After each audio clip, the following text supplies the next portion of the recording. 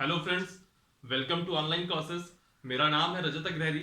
आज हम लोग की जीएस की क्लास है जो पॉलिटी की। इसमें लास्ट क्लास में हम लोगों ने संविधान का भाग 5 संघ द यूनियन उसको पूरा कंप्लीट कर लिया था। संसदीय समितियों के बाद वो टॉपिक खत्म हो जाता है और उसके बाद आज हम लोग चालू करेंगे संविधान का भाग 6।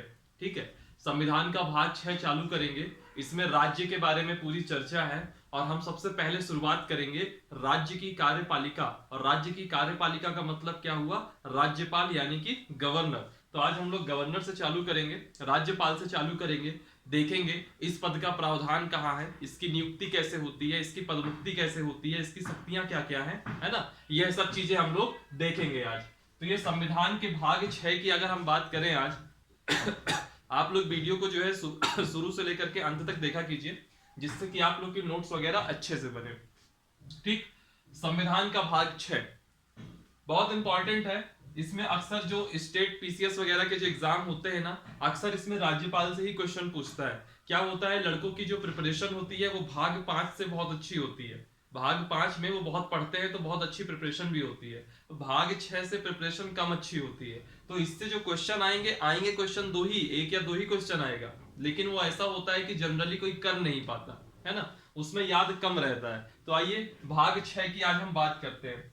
जो संविधान का भाग 6 है, इसमें अनुच्छेद 152 से लेकर के आर्टिकल 237 तक है। याद करिए, जब हमने भाग 5 की बात की थी तो हमने बताया था कि कि जो सॉरी जो वो भाग 5 है वो अनुच्छेद 52 से लेकर के अनुच्छेद 151 तक था। अब ये जो आर्टिकल है यह आपका अनुच्छेद 152 से लेकर के अनुच्छेद 237 तक है। ठीक है, तो इसमें हम सबसे पहले आज बात करेंगे राज्य की कार्यपालिका। सबसे पहले हम बात करेंगे राज्य की कार्यपालिका। याद करिए, हमने जब संघ पढ़ा था तब सबसे पहले हम किसकी बात किए थे? संघ की कार्यपालिका। और संघ की कार्यपालिका में हमने क्या देखा था? सबसे पहले राष्ट्रपति। तो राज्य की कार्यपालिका में हम सबसे पहले देखेंगे राज्यपाल। राज्यपाल यानी कि गवर्नर, है ना। राज्यपाल यानी कि गवर्नर। सबसे पहले हम लोग राज्यपाल देखेंगे। इस राज्यपाल से संबंधित एक आर्टिकल है, जैसे हमने राष्ट्रपति में देखा था अनुच्छेद 52 कि एक राज्य भारत में एक राष्ट्रपति पद होगा, उसमें अनुच्छेद 52 में लिखा है। सिमिलरली अनुच्छेद 153 में अनुच्छेद 153 में यह साफ साफ लिखा है कि राज्यपाल के पद का प्रावधान किया गया है अनुच्छेद 153 में। यानी कि राज्यपाल का पद, राज्यपाल का पद का प्रावधान कहां दिया गया है? अनुच्छेद 153 में। इसमें यह लिखा है कि भारत के प्रत्येक राज्य में एक राज्यपाल होगा। भारत के प्रत्येक राज्य में एक राज्यपाल होगा। ठीक है, और याद रखिएगा एक ही व्यक्ति एक या अधिक राज्यों का राज्यपाल बनाया जा सकता है। ठीक है, जैसे एक ही व्यक्ति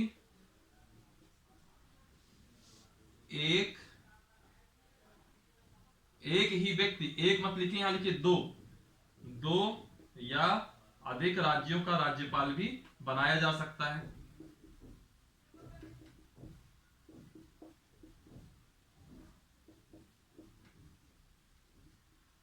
कुछ उदाहरण दे देता हूं मैं इसका। अभी इस समय हमारे उत्तर प्रदेश की राज्यपाल कौन है? वो है आनंदीबेन पटेल। आनंदीबेन पटेल जो कि गुजरात की पूर्व मुख्यमंत्री भी हैं, वह इस समय उत्तर प्रदेश की राज्यपाल हैं। ठीक है, साथ ही साथ वह मध्य प्रदेश की भी इस समय राज्यपाल हैं। यानी कि एक ही व्यक्ति दो राज्य या दो से अधिक राज्य, जरूरी नहीं कि दो ही राज्य, वो हो सकता है 3 राज्य 4 राज्य, जितना जो है लगे उतने राज्यों का उसको राज्यपाल बनाया जा सकता है। लेकिन अमूमन एक राज्य का एक ही राज्यपाल होता है। ठीक है, वो होता क्या है, जैसे मान लीजिए मेरी पार्टी है इस समय केंद्र में है, यानी कि मान लीजिए बीजेपी केंद्र में है, तो बीजेपी के जो कुछ पुराने नेता होते जाएंगे, जिनकी अब राजनीति से एक प्रकार से संन्यास हो गया होगा, है ना, या फिर जो कम एक्टिव हो गए होंगे। जैसे अभी बहुत सारे नेता थे, कल्याण सिंह हो गए, कल्याण सिंह के बाद आपके कल्याण सिंह के बाद आपके जैसे आनंदीबेन पटेल हो गई, इनके बाद जो है कलराज मिश्रा हो गए, है ना, ये सब नेताओं को, वजुभाई वाला हो गए जो कि कर्नाटका के हैं, बहुत अभी बीच में कंट्रोवर्सी में रहे, ठीक है। ऐसे ही एक मुर्मू जी हो गई, ऐसे करके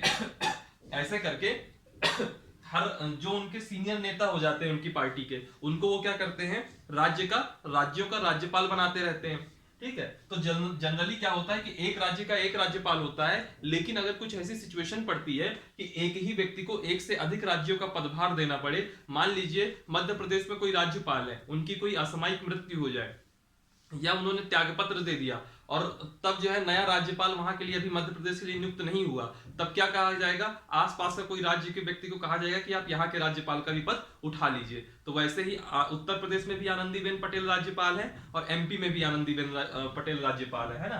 तो भारत के प्रत्येक राज्य में एक राज्यपाल होगा और एक ही व्यक्ति को एक या उससे दो या उससे अधिक राज्यों का राज्यपाल बनाया जा सकता है। ये तो हो गई बेसिक बात। अब आप लोगों के मन में ये आ रहा होगा कि अगर आनंदीबेन पटेल दो राज्यों की राज्यपाल हैं, यानी कि यूपी की भी राज्यपाल है और एमपी की भी राज्यपाल हैं, तो उनको जो वेतन मिलता होगा वो यूपी के राज्यपाल का भी मिलता होगा और एमपी के भी राज्यपाल का मिलता होगा। तो मैं आप लोगों के लिए बता दूं, इसका एक डाउट दूर कर दूं मैं, कि जब राज्यपाल वो बनते हैं ना, तो उनको सैलरी एक ही जगह का राज्यपाल बनने की मिलती है। सैलरी जो है जो अन्य राज्यपालों को मिलेगी वही इनको भी मिलेगी, ठीक है। यानी कि वो चाहे एक नहीं, दो नहीं, चाहे 10 राज्यों की राज्यपाल बना दी जाए, सैलरी उनको एक ही राज्य के राज्यपाल के बराबर मिलेगी। देखिए, जैसे कि मान लीजिए ये कोई ए बंदा है, ठीक है, ये कोई ए बंदा है, इसको जो है मान लीजिए 3 राज्यों का आपने राज्यपाल बना दिया, आपने यूपी का भी राज्यपाल बना दिया, आपने इसको बिहार का भी राज्यपाल बना दिया, और इसको मान लीजिए आपने एमपी का भी राज्यपाल बना दिया। 3 राज्यों का ये राज्यपाल बन गया, ठीक। तो जब 3 राज्यों का ये ए राज्यपाल बनेगा, लेकिन वेतन इसको एक ही राज्य का मिलेगा, वेतन इसको एक ही राज्य के बराबर मिलेगा, मतलब जितना राज्यपाल का वेतन फिक्स है उतना ही वेतन इसको मिलेगा। ये नहीं कि 3 राज्यों के राज्यपाल का पद ले रखा है तो 3 राज्यों के राज्यपाल के पद के बराबर वेतन मिल जाए, ऐसा नहीं होगा। इसको वेतन एक ही राज्य के राज्यपाल के बराबर मिलेगा, लेकिन इसको वेतन कौन सा राज्य देगा, कौन सा राज्य देगा, तो दरअसल क्या होगा, यूपी भी, बिहार भी और एमपी भी, यह तीनों राज्य मिल करके, इस परिस्थिति में तीनों राज्य मिल करके वेतन देंगे। अब आपके मन में सवाल आएगा कि मान लीजिए इनका वेतन है 400, मान लीजिए इनका वेतन है 500 रुपए, ठीक, 500 रुपए होता है, तो यूपी वाले कितना देंगे, एमपी वाले कितना देंगे, बिहार वाले कितना देंगे, है ना, ये सवाल हो सकता है। तो होता क्या है कि इसको अनुपात के तहत होता है, किसमें, अनुपात के तहत, रेशियो में। जैसे मान लीजिए 500 है तो ये हो सकता है कि यूपी और ये अनुपात जो है जनरली जनसंख्या के आधार पर तय होता है, जनरली ये अनुपात जनसंख्या के आधार पर तय होता है, ठीक है। और एक चीज और सुनिएगा, याद रखिएगा, एक चीज और याद रखिएगा कि यह अनुपात तय कौन करेगा, तो अनुपात तय करेगा राष्ट्रपति।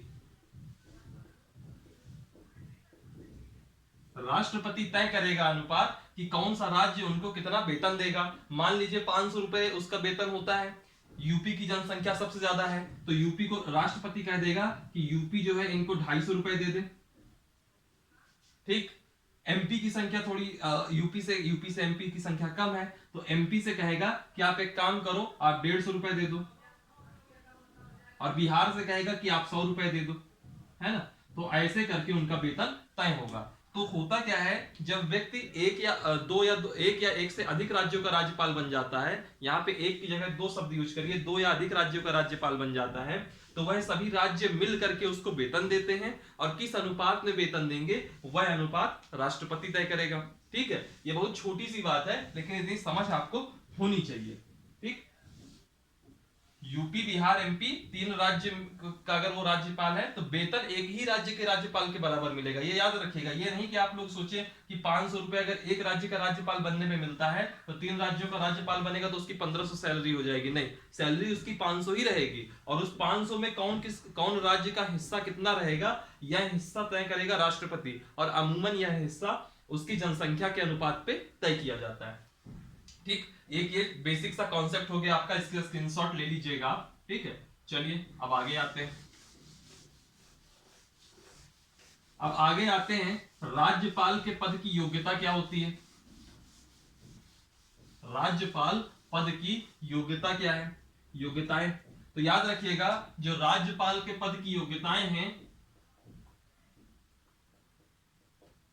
यह आपके आर्टिकल 157 में दी हुई है। हर का आर्टिकल याद रखने की जरूरत नहीं है कि योग्यताओं का क्या है, कार्यकाल का कितना है, पद मुक्ति कैसे होगी, सबका आर्टिकल याद रखने की जरूरत नहीं है। लेकिन फिर भी अभी मैं चूंकि पढ़ा रहा हूं तो मैं सब में कुछ ना सब में आपको आर्टिकल बताता जाऊंगा।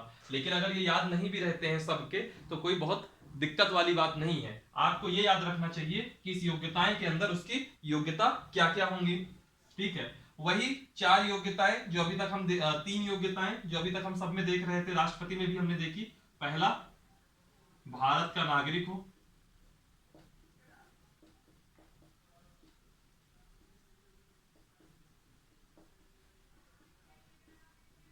भारत का नागरिक होना चाहिए। दूसरी योग्यता क्या होती है?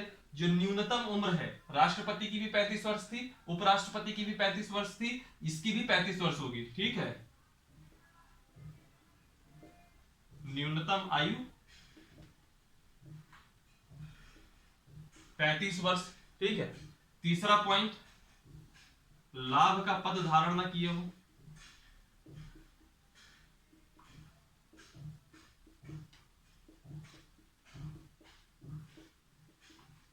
चौथा पॉइंट, लाभ का पद धारण न किए हो। चौथा पॉइंट देख लीजिए, संसद या राज्य विधानमंडल का सदस्य ना हो, यानी कि ना विधायक हो ना सांसद हो, संसद और राज्य विधानमंडल का सदस्य ना हो।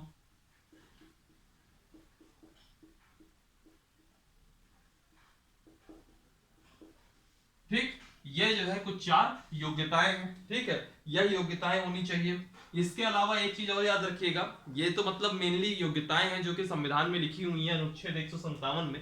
ठीक है, इनके इनके अलावा कुछ परंपरागत योग्यताएं भी है। जैसे उसी व्यक्ति को राज्यपाल बनाया जाएगा। जैसे मान लीजिए मैं एमपी का हूं, मेरा निवास एमपी का है, मेरी शुरू से पॉलिटिक्स एमपी की रही, तो एक परंपरा बना दी गई, एक ट्रेडिशन बना दिया। ऐसा कोई कंपलसरी नहीं है, ये एक ट्रेडिशन बना दिया गया कि अगर मैं एमपी का रहने वाला हूं तो मुझको एमपी का राज्यपाल नहीं बनाया जाएगा।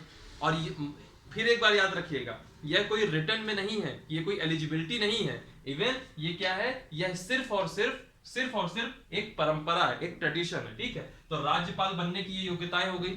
आप किसी भी पेपर में देख लीजिएगा, चाहे वो एसएससी हो या कोई भी हो, इसमें किसी में क्वेश्चन अगर आएगा तो मेनली आएगा उम्र को लेकर के, और कोई क्वेश्चन जल्दी नहीं आएगा। सिर्फ और सिर्फ उम्र को लेकर के आएगा कि न्यूनतम उम्र योग्यताओं में क्या होगी। इसके अलावा आपको कोई क्वेश्चन इसमें देखने को नहीं मिलेगा। ठीक, योग्यताएं हो गई। फिर एक चीज और देख लीजिए, जगह अभी खाली है तो एक चीज और देख लीजिए, नियुक्ति। राज्यपाल की नियुक्ति कैसे होती है? जैसे योग्यताएं जो है आर्टिकल 157 में दी हुई है, वैसे ही नियुक्ति जो है आपकी आर्टिकल 155 में दी हुई है। ठीक है, तो इसकी नियुक्ति दरअसल क्या होती है? इसकी नियुक्ति होती है राष्ट्रपति द्वारा।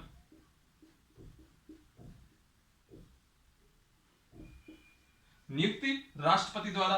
होता क्या है कि मंत्री परिषद यानी कि जो केंद्र में सरकार बैठी होगी वह जिसको चाहेगी उसको राज्यपाल बना सकती है, और वो बनेगा किसके थ्रू? राष्ट्रपति के द्वारा। राष्ट्रपति नियुक्ति करेगा, लेकिन सलाह हमेशा मंत्री परिषद की होती ही होती है। ठीक है, 157 आर्टिकल हो गया, 155 हो गया, बीच का एक आर्टिकल रह गया 156। तो 156 में दिया हुआ है कार्यकाल,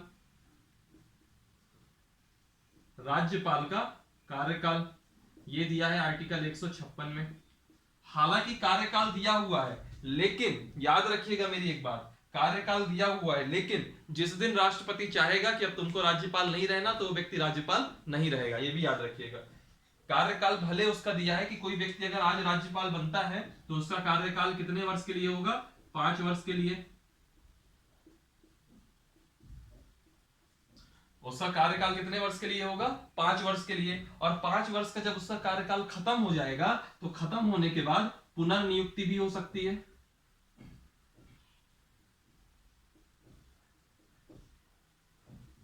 पुनर्नियुक्ति हो सकती है। ठीक है, 5 वर्ष के लिए आप चुने गए, 5 वर्ष के बाद अगर आपको राष्ट्रपति नियुक्त किया गया, उसके बाद आपका कार्यकाल वापस से 5 वर्ष के लिए बढ़ाना है तो राष्ट्रपति आपका कार्यकाल बढ़ा सकते हैं। तो ये रहा कार्यकाल का कॉन्सेप्ट, ठीक है। फिर एक चीज और याद रखिएगा, पद मुक्ति। एक चीज और याद रखिएगा, पद मुक्ति मतलब अगर राज्यपाल को हटाना है तो उसकी क्या प्रोसेस है। तो राज्यपाल को हटाने के लिए कोई बहुत जटिल प्रोसेस नहीं है। जिस दिन राष्ट्रपति की इच्छा हुई कि साहब अब आप निकलिए, तो वैसे ही राज्यपाल निकल जाएंगे। तो इसकी पदमुक्ति क्या होती है, तो यहां आप लिख सकते हैं राष्ट्रपति के प्रसाद पर्यंत, यानी कि राष्ट्रपति की जब तक इच्छा है। और राष्ट्रपति की इच्छा का मतलब क्या हुआ, व्यवहार में मंत्रिपरिषद की इच्छा, ठीक है। राष्ट्रपति के प्रसाद पर्यंत, राष्ट्रपति के प्रसाद पर्यंत तक पद धारण करेगा कौन, राज्यपाल। यानी कि जिस दिन राष्ट्रपति चाहेगा उस दिन राज्यपाल की पदमुक्ति हो जाएगी। तो ये कुछ पॉइंट हैं, योग्यताएं मैं वापस से रिपीट कर देता हूं। आर्टिकल 153 में क्या था कि हर राज्य का एक राज्यपाल होगा और एक व्यक्ति 2 या अधिक राज्यों का राज्यपाल बनाया जा सकता है। फिर हमने उसमें वेतन का डिस्ट्रीब्यूशन देख लिया था। फिर हमने योग्यताएं देखी, भारत का नागरिक होना चाहिए, मिनिमम उम्र 35 वर्ष हो, लाभ का पद धारण न करता हो, संसद या राज्य विधानमंडल का सदस्य ना हो।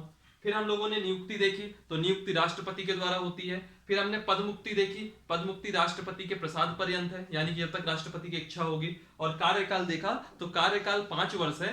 कई लोग ये भी कह सकते हैं कि इसमें फिर कार्यकाल क्यों कहते हैं, तो मैं इसलिए कहूंगा कार्यकाल क्यों कहते हैं कि अगर मान लीजिए राष्ट्रपति उसकी पदमुक्ति नहीं करता, राष्ट्रपति उसकी पदमुक्ति नहीं करता, तो ऐसी स्थिति में वह 5 वर्ष तक के लिए राज्यपाल रहेगा।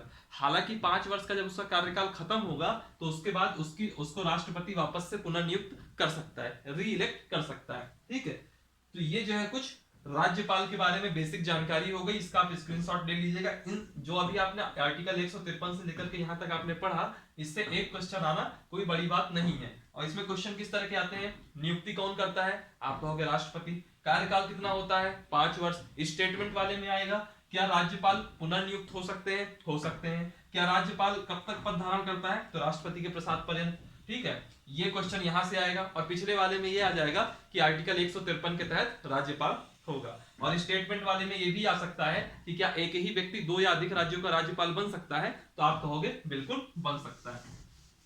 ये हम लोगों ने राज्यपाल के बारे में बहुत बेसिक जानकारी ले ली। अब राज्यपाल की अगर हम लोगों ने जानकारी ले ली तो इसके बाद आप पहले एक काम करिएगा, कमेंट बॉक्स में जा करके आप जिस भी राज्य से संबंधित हैं उस राज्य की राज्यपाल का नाम जरूर कमेंट बॉक्स में मेंशन कीजिएगा, ठीक है। स्टेट डालिएगा और आगे गवर्नर का नाम डालिएगा। चलिए अब हम लोग बात करते हैं राज्यपाल की शक्तियां, पावर्स ऑफ गवर्नर। जैसे हम लोगों ने राष्ट्रपति की शक्तियां देखी थी, वैसे ही हमको राज्यपाल की शक्तियां देखनी है, ठीक है। राष्ट्रपति में हमने सबसे पहले कौन सी शक्ति देखी थी, प्रशासनिक शक्ति। यहां पे भी हम सबसे पहले प्रशासनिक या कार्यपालिका की शक्ति देखेंगे। और याद करिए वहां अनुच्छेद 53 में था और यहां यह अनुच्छेद 154 में होगा।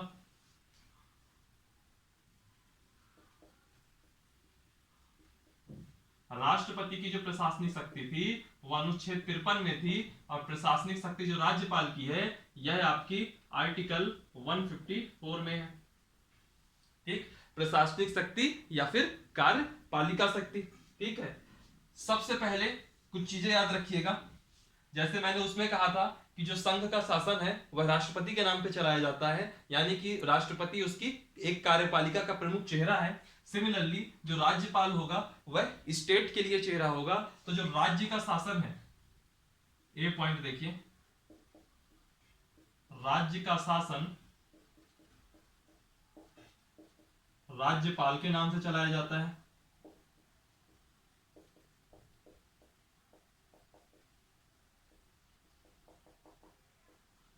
राज्य का शासन राज्यपाल के नाम से चलाया जाता है। दूसरा इसका काम देखिए, याद करिए राष्ट्रपति का मेन काम क्या था, दूसरा प्रधानमंत्री की नियुक्ति करना। तो इसका काम क्या होगा, मुख्यमंत्री यानी कि चीफ मिनिस्टर की नियुक्ति करना।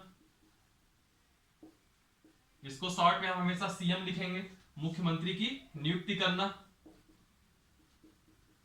याद करिए राष्ट्रपति का तीसरा काम क्या हुआ करता था, प्रधानमंत्री की सलाह पर अन्य मंत्रियों की नियुक्ति करना। तो यहां पे क्या होगा, मुख्यमंत्री की सलाह पर, सीएम की सलाह पर अन्य मंत्रियों की नियुक्ति करना। चूंकि आप लोगों ने राष्ट्रपति पढ़ रखा है बहुत अच्छे से, तो राज्यपाल की शक्तियां वगैरह बहुत आसानी से आपको याद हो जाएंगी, क्योंकि सब चीजें उसी से लगभग लगभग मैच करती है। ठीक है, एक और पॉइंट याद रखिए, राज्यपाल का, राष्ट्रपति का क्या काम हुआ करता था? जितने भी प्रमुख पदाधिकारी होते थे, संवैधानिक पदाधिकारी होते थे, जो बड़े पदाधिकारी होते थे, उनकी नियुक्ति राष्ट्रपति के द्वारा होती थी। तो यहां पे हम क्या करेंगे कि जो राज्य के प्रमुख पदाधिकारी होंगे, प्रमुख पदाधिकारी कहां के? राज्य के प्रमुख पदाधिकारी की नियुक्ति करना। ठीक है, और याद रखिएगा यहां पे कुछ अपवाद है। राष्ट्रपति हर प्रमुख पदाधिकारी की नियुक्ति करता था, लेकिन जो राज्यपाल है, वो राज्यपाल जो राज्य के प्रमुख पदाधिकारियों की नियुक्ति करेगा, इसमें दो अपवाद रहेंगे, दो एक्सेप्शन केसेस रहेंगे। दो अपवाद में पहला नंबर आएगा, एक आएगा हाई कोर्ट के जज को लेकर के, और एक आएगा राज्य लोक सेवा आयोग के अध्यक्ष को लेकर के, है ना, अध्यक्ष और जो सदस्य होते हैं। तो याद रखिएगा, राज्यपाल हाई कोर्ट के जज को ना तो नियुक्त करता है ना पदमुक्त करता है।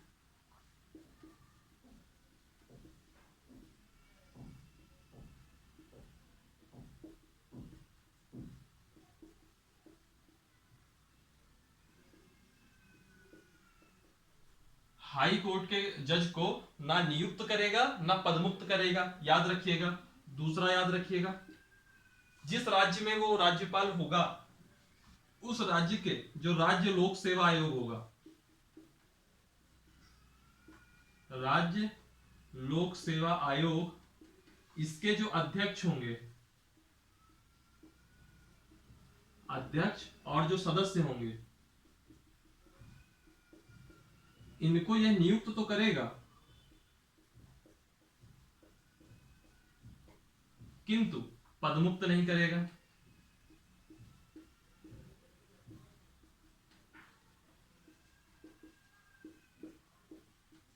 ठीक है, यानी कि यहां पे दो पॉइंट आते हैं। पहला आता है, हाई कोर्ट के जज को ना ही वह नियुक्त करेगा ना ही पदमुक्त करेगा, और जब राज्य लोक सेवा आयोग की बात आएगी, पब्लिक कमीशन की बात आएगी, स्टेट पब्लिक कमीशन की, तो यहाँ पे जो अध्यक्ष और जो सदस्य होते हैं उसके, उनको वह नियुक्त तो करेगा लेकिन पदमुक्त नहीं करेगा। ठीक है, ये दो पॉइंट याद रखिएगा, दोनों अपवाद बहुत इंपॉर्टेंट है। फिर आपको अभी तक लग रहा होगा कि राज्यपाल और राष्ट्रपति काफी हद तक सिमिलर है ना, वैसे ही मैं एक पॉइंट और लिख दूंगा जिससे आपको लगेगा कि राज्यपाल थोड़ा नीचे है और राष्ट्रपति बहुत ज्यादा ऊपर है। ठीक है, राज्यपाल को जो राष्ट्रपति हैं उनकी तरह सामरिक और कूटनीतिक शक्तियां प्राप्त नहीं है, यह सशस्त्र बलों का कमांडर नहीं है, यह भारत का प्रतिनिधित्व करने नहीं जाएगा कहीं पे, समझ रहे हैं? तो राज्यपाल को, लास्ट पॉइंट है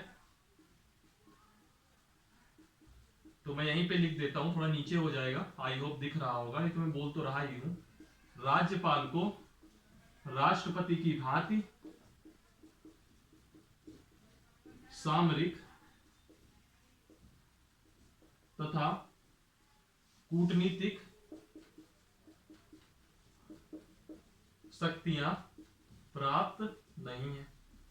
ठीक, और एक चीज और याद रखिएगा, इनकी एक शक्ति और है, ई नंबर हुआ, एफ नंबर और याद रखिएगा, डिस्ट्रिक्ट जजों की नियुक्ति करना, जिला न्यायाधीशों की नियुक्ति करना।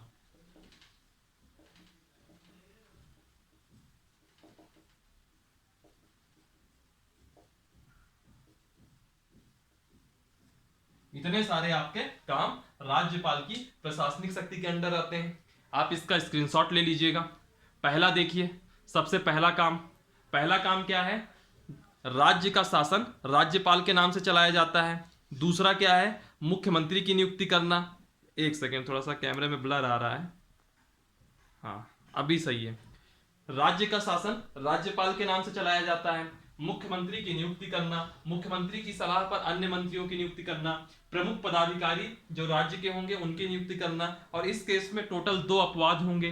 पहला अपवाद क्या होगा? हाई कोर्ट के जज को ना ही वो नियुक्त करेगा ना ही वह पदमुक्त करेगा, और राज्य लोक सेवा आयोग के जो अध्यक्ष और सदस्य होंगे उनको नियुक्त तो करेगा लेकिन पदमुक्त नहीं करेगा। जब हम जो है न्यायालय पढ़ेंगे तो न्यायालय में हम लोग देखेंगे कि हाई कोर्ट के जज और सुप्रीम कोर्ट के जज को कैसे बाहर करते हैं, कैसे इनकी पदमुक्ति होती है, और वो पदमुक्ति इंपीचमेंट के माध्यम से होती है। ठीक है, तो उसमें कोई राज्यपाल का कोई भी जो है रोल नहीं है। और जो नियुक्ति की बात आ गई जजों की, तो जो हाई कोर्ट और सुप्रीम कोर्ट के जज होते हैं उनकी नियुक्ति किससे होती है? कॉलेजियम सिस्टम से होती है। उसमें भी राज्यपाल का कोई रोल नहीं है, इसलिए हाई कोर्ट के जज को ना ही राज्यपाल नियुक्त करेगा ना ही वह पदमुक्त करेगा। फिर बात आती है राज्य लोक सेवा आयोग के अध्यक्ष और सदस्यों की। इनकी वह नियुक्ति तो करेगा, लेकिन जब हम लोग लोक सेवा आयोग पढ़ेंगे वहां पे हम लोग देखेंगे कि इनकी पदमुक्ति की प्रोसेस अलग है, और उस पदमुक्ति की उनकी भी पदमुक्ति की प्रोसेस जटिल है, और उनकी भी जटिल प्रोसेस में राज्यपाल का कहीं कोई योगदान नहीं होता है। फिर अगला पॉइंट है, राज्यपाल को राष्ट्रपति की भांति सामरिक और कूटनीतिक शक्तियां प्राप्त नहीं है।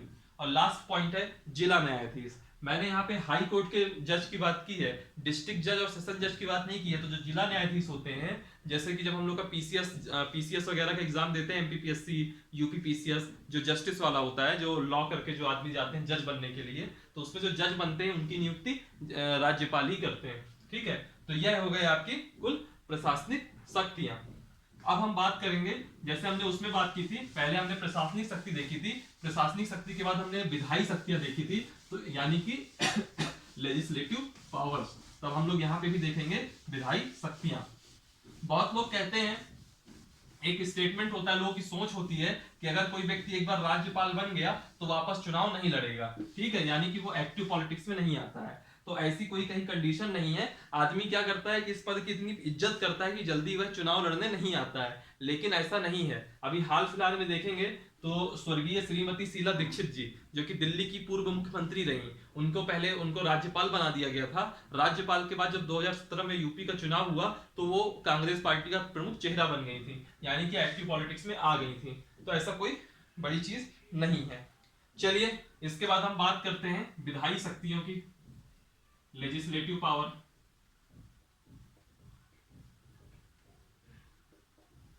विधायी शक्तियों में सबसे पहला, मैंने याद करिए जब हम लोग बात किए थे राष्ट्रपति की, तो राष्ट्रपति में सबसे पहले हम लोगों ने क्या बात की थी कि राष्ट्रपति संसद का अंग है, और अगर राष्ट्रपति संसद का अंग है तो राज्यपाल राज्य विधानमंडल का अंग होगा। तो हम लिखेंगे कि राज्यपाल राज्य विधानमंडल का एक अंग है। सेम वही मैच कर रहा है जो आप लोगों ने राष्ट्रपति वाले में पढ़ा है, कुछ अलग नहीं है, बस ये है कि सबका थोड़ी थोड़ी टर्मिनोलॉजी चेंज हो रही है, शब्द का नाम बदल रहा है। फिर उसपे हम लोगों ने बात की थी संसद का सत्र बुलाना, संसद का सत्रावसान करना। तो यहाँ पे क्या होगा, जो राज्य विधानमंडल है उसका सत्र बुलाना।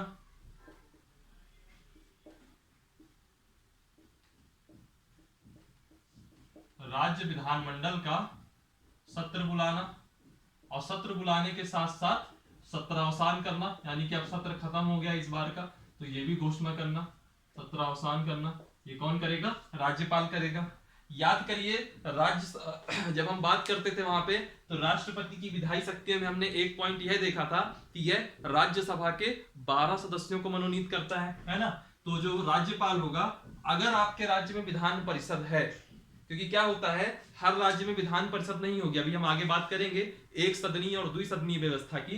तो अगर आपके राज्य में एक सदनीय व्यवस्था, जैसे कि हमारा मध्य प्रदेश हो गया, छत्तीसगढ़ हो गया, जो आपका ये क्या बोलते हैं, गुजरात हो गया, या और भी जो राज्य है, यह सब एक सदनी है। हमारे यहाँ सिर्फ विधानसभा पाई जाएगी। लेकिन जब हम यूपी की बात करेंगे, जब हम बिहार की बात करेंगे, महाराष्ट्र की बात करेंगे, कर्नाटक की बात करेंगे, आंध्र प्रदेश की बात करेंगे और तेलंगाना की बात करेंगे, इन 6 राज्यों की हम बात करेंगे, तो यहाँ पे विधान परिषद भी है, यानी कि यहाँ द्विसदनी है, विधानसभा भी है और विधान परिषद भी है। तो जहां जहां विधान परिषद है, यानी कि मैं उन 6 राज्यों की बात कर रहा हूं, विधान परिषद में कुछ सदस्य मनोनीत होते हैं। विधान परिषद कैसे काम करता है, जैसे लोकसभा राज्यसभा, वैसे विधानसभा विधान परिषद, लेकिन राज्यसभा अनिवार्य है और विधान परिषद अनिवार्य नहीं है।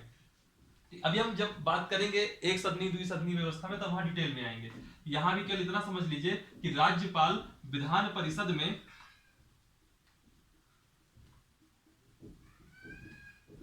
परिषद में जो कुल संख्या होगी, विधान परिषद की जो कुल स्ट्रेंथ होगी, उसका 1/6 विधान परिषद में 1/6 सदस्यों को मनोनीत करता है, 1/6 सदस्यों का मनोनयन करेगा।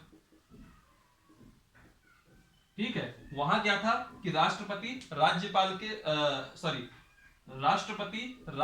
के 12 सदस्यों को मनोनीत करेगा, और यहां पे क्या है कि जो विधान परिषद होगी, विधान परिषद में 1/6 सदस्यों का मनोनयन करेगा।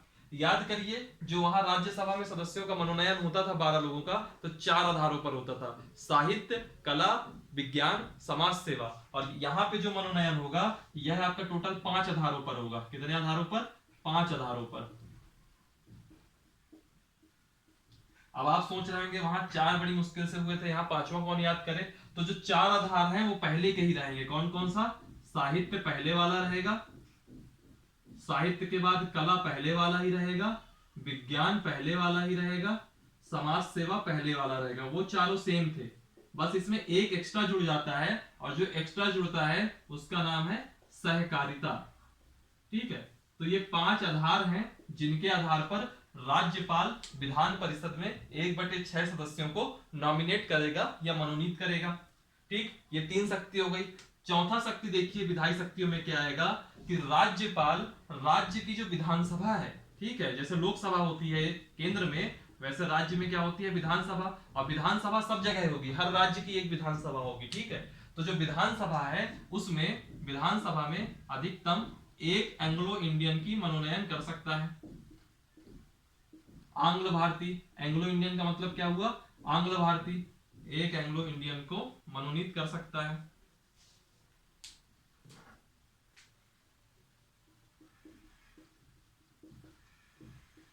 आंग्ल भारतीय है ना, एंग्लो इंडियन का मतलब क्या हुआ?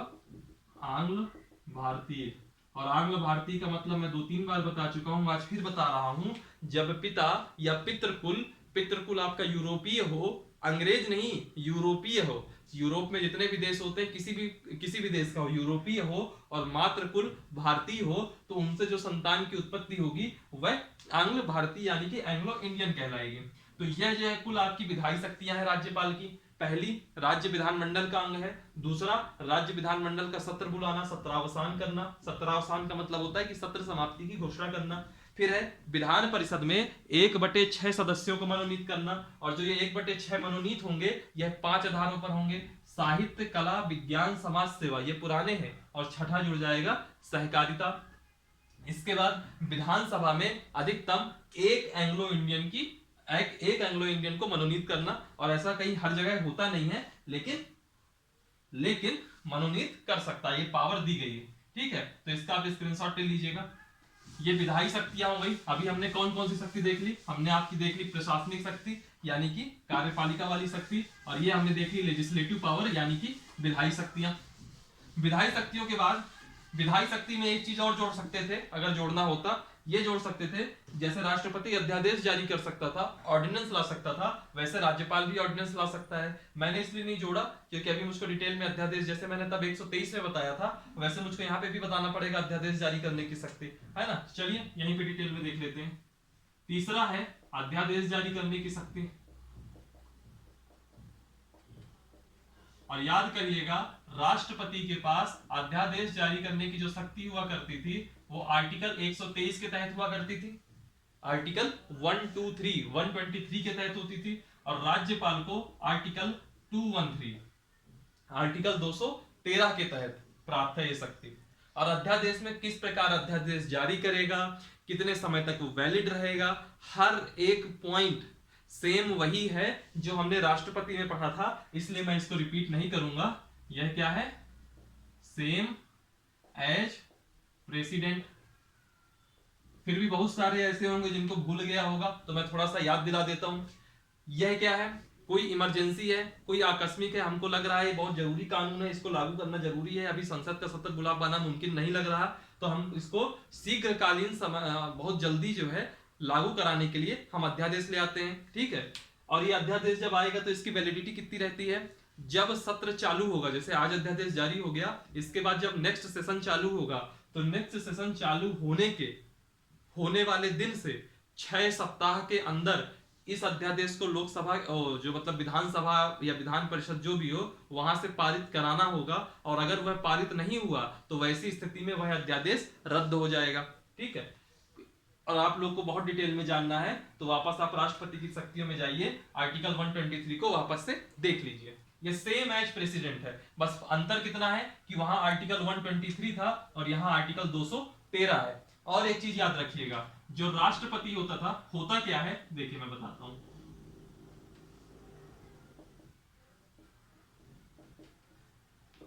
होता क्या है, हमारे यहाँ जो विषय होते हैं, जो कानून होते हैं, वो विषय के आधार पर 3 भागों में है।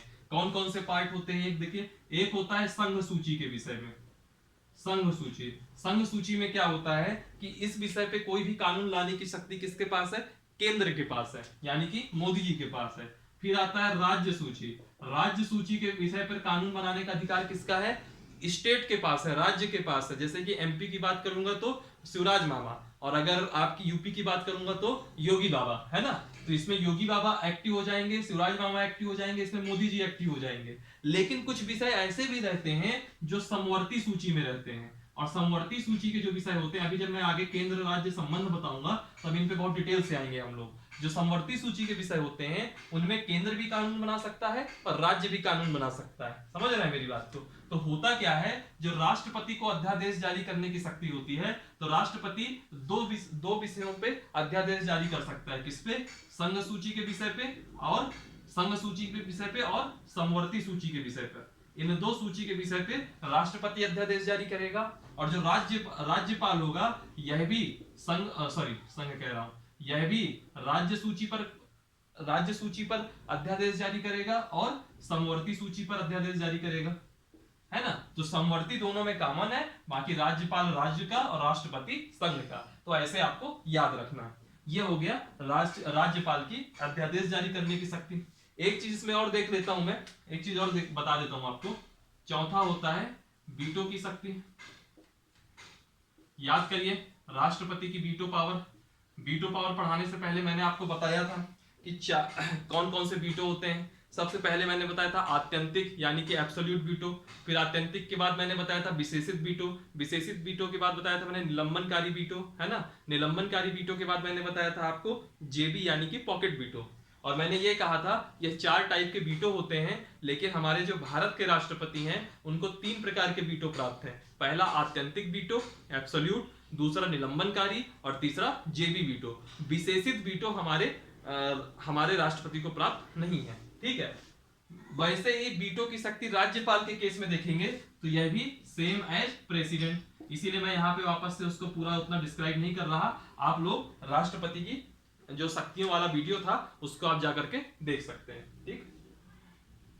वीटो की शक्ति यानी कि राज्यपाल को भी 3 प्रकार के वीटो प्राप्त हैं, आत्यंतिक वीटो, निलंबनकारी और जेबी वीटो, ठीक है। तो सेम एज प्रेसिडेंट हो गया। फिर एक आता है क्षमादान की शक्ति, है ना। लेकिन क्षमादान की शक्ति मैं अभी यहाँ पे नहीं, क्षमादान को इसको मिटा के पढ़ाता हूँ क्योंकि क्षमादान की शक्ति थोड़ी इसमें बड़ा पड़ जाएगा, है ना, जगह कम रहेगी। आप स्क्रीनशॉट लेते जाइए और अगर अपनी पेन कॉपी लेकर के नोट्स बना रहे होंगे तो और बेस्ट है, ठीक है, ठीक है। क्षमादान की शक्ति चौथा पॉइंट है कि पांचवा, शायद पांचवा।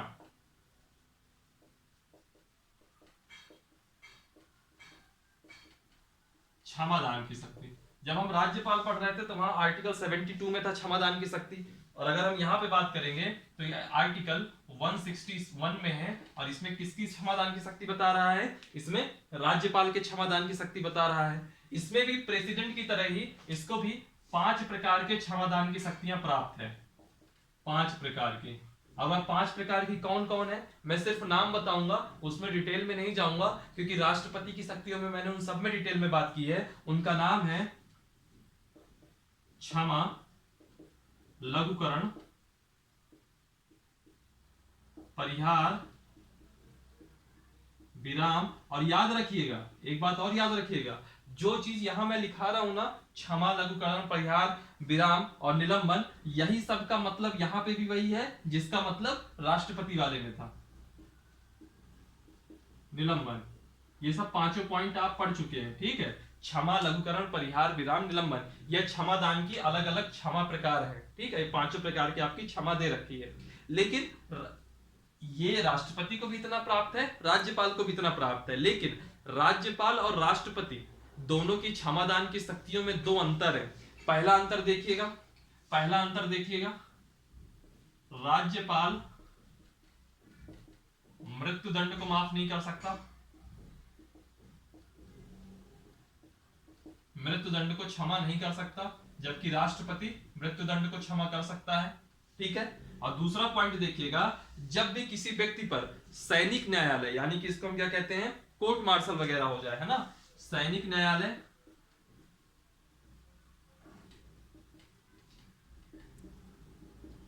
जिसको हम लोग कहेंगे कोर्ट मार्शल। ऐसी स्थिति में वह इन 5 प्रकार में से किसी भी प्रकार का क्षमा का उपयोग नहीं कर सकता। 5 प्रकार से मतलब किसी भी प्रकार का कोई क्षमादान नहीं कर सकता।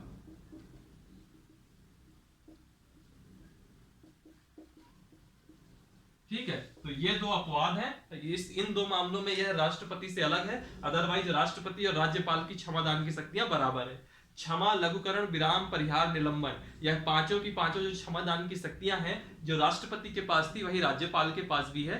दो मामलों में अंतर है, राष्ट्रपति मृत्युदंड को भी माफ कर सकता है लेकिन राज्यपाल माफ नहीं कर सकता। और जो सैनिक न्यायालय या कोर्ट मार्शल के द्वारा जो सजा दी जाती है उसमें भी राष्ट्रपति इन 5 प्रकार में से किसी भी प्रकार का क्षमादान नहीं कर सकता। ठीक है, फिर एक आता है स्वविवेक की शक्ति, बहुत इंपॉर्टेंट है। ठीक है, बहुत इंपॉर्टेंट है और ये आपको ठीक वैसे ही लगेगा जैसे आर्टिकल 74 क्लॉज 1 में हमने प्रधानमंत्री पद की उत्पत्ति देखी थी, वैसे ही हम यहाँ पे हम देखेंगे मुख्यमंत्री पद की उत्पत्ति। क्या नाम है इसका? स्व विवेक की शक्ति। पहले मैं आर्टिकल पूरा लिख देता हूं, आर्टिकल लिखूंगा तो आपको ज्यादा अच्छे से समझ में आएगा। इसमें दो आर्टिकल है, आर्टिकल 163 क्लॉज 1 और एक आर्टिकल है 163 क्लॉज 2। ठीक है, तो पहले हम 163 क्लॉज 1 की बात करते हैं। यह कहता है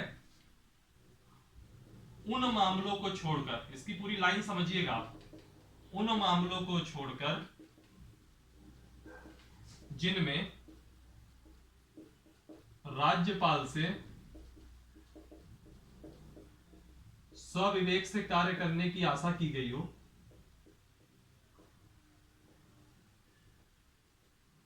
स्वविवेक से कार्य करने की आशा की गई हो या अपेक्षा की गई हो,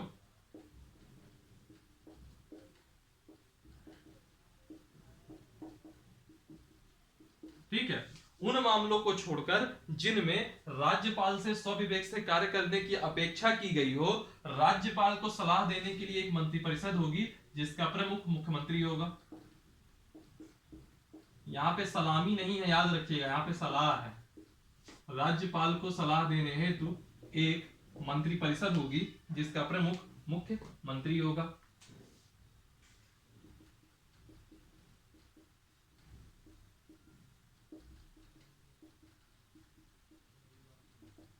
और यहीं से कहा गया कि मुख्यमंत्री पद का, जैसे वहां 74 क्लॉज 1 में राष्ट्रपति पद आ जाता है वैसे ही 163 क्लॉज 1 में यह मुख्यमंत्री पद आ रहा है। इस आर्टिकल को थोड़ा समझिए, यानी कि हम राज्यपाल से यह उम्मीद करते हैं कि राज्यपाल अपने स्वविवेक से काम करेंगे, अपने दिमाग से काम करेंगे। ठीक है, तो कुछ मामलों में वह स्वविवेक से काम करेंगे और जिन मामलों में वह स्वविवेक से काम कर रहे होंगे अगर उन मामलों को हटा दिया जाए तो उनके अलावा जितने भी मामले बचते हैं उन सभी मामलों के लिए राज्यपाल को सलाह देने के लिए एक मंत्रिपरिषद होगी और उस मंत्रिपरिषद का प्रमुख मुख्यमंत्री यानी कि चीफ मिनिस्टर होगा, यानी कि सीएम होगा। और दूसरा आर्टिकल है आर्टिकल 163 क्लॉज 2। 163 क्लॉज 2 कहता है कौन से विषय राज्यपाल के स्वविवेक की शक्ति के अंतर्गत आते हैं। अब यह तय कौन करेगा कि स्वविवेक के अंतर्गत कौन आएगा, तो खुद राज्यपाल तय करेगा। आप लोग को हंसी आ रही होगी लेकिन यह सच्चाई है। कौन से विषय स्वविवेक के राज्यपाल के स्वविवेक के अंतर्गत आते हैं,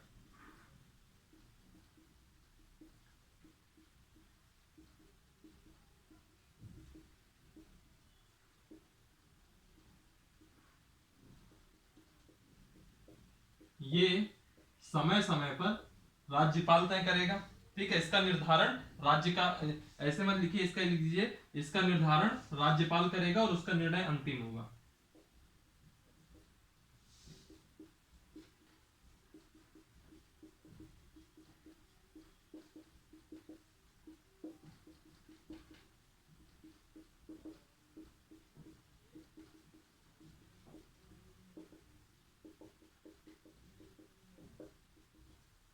और उसका निर्णय अंतिम होगा। ठीक है, तो आर्टिकल 163 क्लॉज 1 कहता है उन मामलों को छोड़कर जिनमें राज्यपाल से स्वविवेक से कार्य करने की अपेक्षा की गई है, राज्यपाल को सलाह देने के लिए एक मंत्रिपरिषद होगी और उसका प्रमुख मुख्यमंत्री होगा। और 163 क्लॉज 2 कहता है कौन कौन से मामले राज्यपाल के स्वविवेक के अंतर्गत आएंगे, उन मामलों का निर्धारण खुद राज्यपाल करेगा और उसका निर्णय ही अंतिम होगा। ठीक है, तो ऐसे ही करके थोड़ा बहुत कई बार इसमें विवाद भी हो जाता है, लेकिन उसको हम सब अभी बाद में देखेंगे। ठीक है, और दरअसल ये विवाद सब जगह नहीं हो पाता, मतलब होता सब जगह है, विवाद का ये पॉइंट बन जाता है ये, लेकिन ये सब जगह नहीं हो पाता, उन राज्यों में जहां होता है जहां अस्पष्टता ज्यादा है। ठीक है, फिर स्वविवेक की शक्ति देख लीजिए थोड़ा सा कैसी है। स्वविवेक की शक्ति कुछ ऐसी है कि आर्टिकल 200 के तहत, कहां गया, स्वविवेक की शक्ति के तहत कुछ पॉइंट देख लीजिए। आर्टिकल 200 के तहत, आर्टिकल 200 के तहत, नहीं तो मैं सोच रहा हूं इसको मैं कल की क्लास पे कराऊं, वरना क्लास लंबी हो जाएगी, वरना है कुछ नहीं। आर्टिकल 200 के तहत राज्यपाल के, यानी कि जो राज्य विधानमंडल है, राज्य विधानमंडल से पारित किसी कानून को राष्ट्रपति के लिए राज्यपाल आरक्षित कर सकता है, आर्टिकल 200 के तहत। ठीक है, जैसे कई बार क्या होता है कि मान लीजिए जब मैं केंद्र राज्य संबंध पढ़ाऊंगा तो अच्छे से पढ़ाऊंगा, इसका स्क्रीनशॉट ले लीजिएगा। ठीक है, जब केंद्र राज्य संबंध पढ़ाऊंगा तब अच्छे से बताऊंगा कि होता क्या है। जैसे मैंने अब आपको थोड़ी देर पहले सूची बताई थी, राज्य सूची, संघ सूची, समवर्ती सूची। मान लीजिए संघ सूची पे उन्होंने वन ले गए, फॉरेस्ट ले गए, फॉरेस्ट पे कोई कानून बना दिया केंद्र ने। अब फॉरेस्ट पे कोई कानून बना दिया केंद्र ने समवर्ती सूची में, और मान लीजिए कि उसी वन वाले में, फॉरेस्ट वाले में राज्य की कुछ अलग इच्छा है, राज्य कुछ अलग कानून बनाना चाहता है, तो कई बार क्या होगा कि जो कानून तो इंप्लीमेंट होगा केंद्र का, राज्य का तो नहीं होगा उस परिस्थिति में। लेकिन अगर मान लीजिए मध्य प्रदेश की सरकार अपना कुछ एक कानून लाती है, तो आर्टिकल 200 के तहत राज्यपाल राष्ट्रपति के पुनर्विचार हेतु उस कानून को आरक्षित कर सकता है। और अगर अगर मंत्रिपरिषद चाहे व्यवहार में और राष्ट्रपति उसको परमिशन कर दे, तो यहाँ पे फिर केंद्र की जगह राज्य का कानून लागू हो जाएगा। अब ये थोड़ी सी जटिल प्रक्रिया हो गई, जटिल प्रोसेस मैंने बता दी, इसको हम लोग केंद्र राज्य संबंध में अच्छे से समझेंगे जब हम लोग स्टेट सेंटर रिलेशनशिप देखेंगे। ठीक है, फिलहाल स्वविवेक की शक्ति भर बाकी है इसमें, और राज्यपाल से संबंधित कुछ विवाद होते हैं, उसके जो कुछ मुद्दे हैं। 47 मिनट की क्लास हो गई है, क्लास बड़ी हो जाएगी, ये 1 घंटे से ऊपर चली जाएगी फिर, तो इसको मैं नेक्स्ट क्लास में कवर करूंगा। आज की क्लास में सिर्फ इतना ही रखते हैं।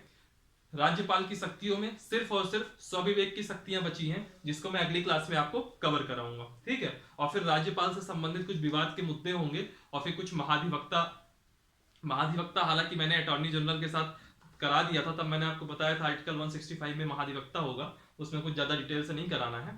ठीक है, फिर उसके बाद हम लोग विधानसभा, विधान परिषद, ये सब देखेंगे। चलिए फिर आज की क्लास के लिए इतना ही रखते हैं। आप लोग अच्छे से पढ़ा करिए, पूरी क्लास को आप लोग देखा करिए शुरू से लेकर के अंत तक, और प्रॉपर नोट्स बनाइए। जहां कोई डाउट है कमेंट बॉक्स में जाइए और उसको आप लोग आंसर कीजिए, या फिर कोई अपना डाउट पूछिए। इसमें कोई सलाह मशविरा देना है तो वो भी जरूर दीजिएगा। कुछ अपने से अगर किसी टॉपिक को ऐड ऑन करना है तो उसको भी आप लोग कमेंट बॉक्स में जाकर के ऐड कर सकते हैं, जो मुझसे छूट जाए। हालांकि मैं कोशिश करता हूं कि सारा टॉपिक कवर हो जाए। वीडियो को लाइक करिए, कमेंट करिए, इसकी जो लिंक है उसको अपने दोस्तों में शेयर करिए, ताकि ज़्यादा से ज़्यादा लोग इससे जुड़ें। चैनल सब्सक्राइब कीजिए और लोगों से करवाइएगा भी। और साथ ही इसके डिस्क्रिप्शन बॉक्स में टेलीग्राम की लिंक दी हुई होगी, उस टेलीग्राम के लिंक को जरूर से जरूर ज्वाइन कीजिएगा। थैंक यू, आज के लिए ख़त्म करते हैं। Thank you for watching, thank you so much.